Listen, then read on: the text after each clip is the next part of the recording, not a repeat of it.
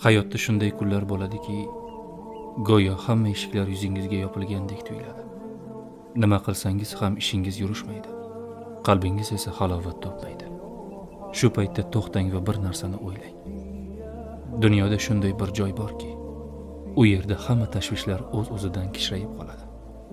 Makka, Ka'ba. O'sha qora mato qoplangan nurli uyning poyida o'tirganingizni tasavvur qiling. Atrofda minglab odam, lekin siz go'yo butun olamda bittasiz. Faqat siz va sizni yaratgan zot. U yerda sizga hech kim savol bermaydi.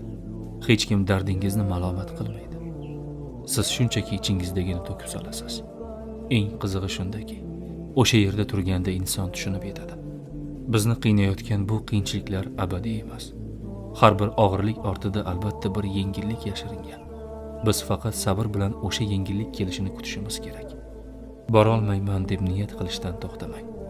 Pulingiz yo'qligi bu yo'llar yopiq degani emas. Chunki Ka'baga puli ko'plar emas, qalbi yetib borganlar chaqiriladi. Siz hozircha chin dildan sog'ining. Zero samimiy sog'inch manzilingiz sari tashlangan ilk qadamdir. Siz u yerda kutilmoqdasiz.